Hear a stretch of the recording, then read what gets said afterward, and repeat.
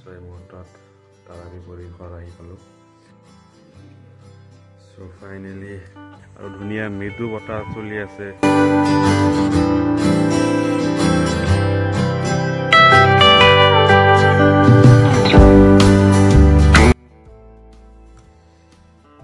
Hello' আসসালামু আলাইকুম, নমস্কাৰ। কি খবৰ সকলোৰে? আশা কৰোঁ আপোনালোকে ভালে আছে। মই ভালে আছোঁ। চ' এই মুহূৰ্তত তাৰাবি পৰি ঘৰ আহি পালোঁ আৰু আজি ছেকেণ্ড তাৰাবি গ'ল আৰু ফাৰ্ষ্ট ৰোজা কমপ্লিট হ'ল। চ' ফাৰ্ষ্ট ৰোজাৰ মিনি ব্লগ অলৰেডি কমপ্লিট হৈছে, এইটো আপলোড হৈ যাব। চ' আৰু এইটো হ'ব ফুল ব্লগ ছেকেণ্ড ৰোজা।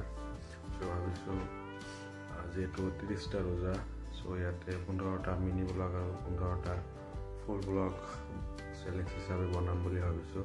চ' আশা কৰোঁ আপোনালোকে ছাপোৰ্ট কৰিব।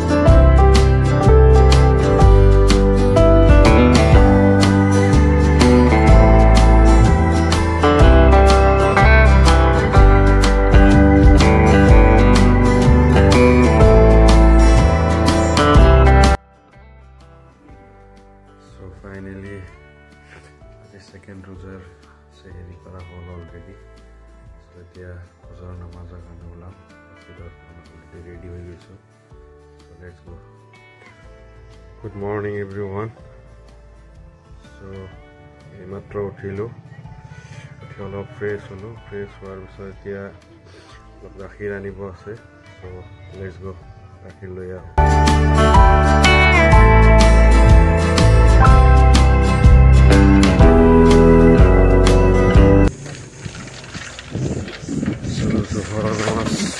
পৰা হ'ল।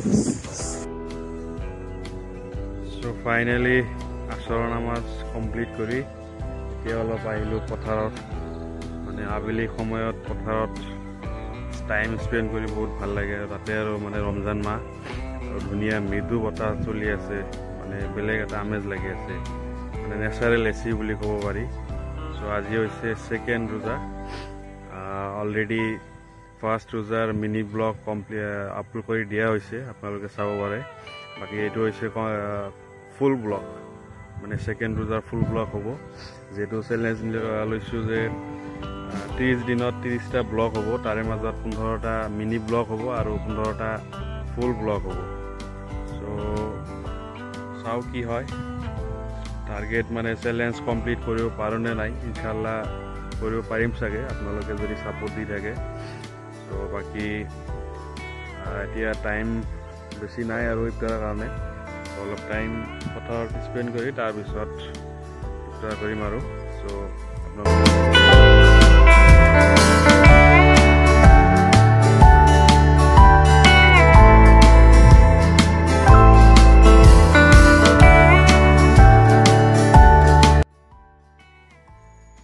ফাইনেলি ইফতাৰ কমপ্লিট হৈ গ'ল। তাৰ লগে লগে আজি ছেকেণ্ড ৰোজাও কমপ্লিট হ'ল। চ' এইখিনি ভিডিঅ' চোৱাৰ বাবে আপোনালোকক অশেষ ধন্যবাদ। চ' নেক্সট ব্লগত লগ পাই আছোঁ।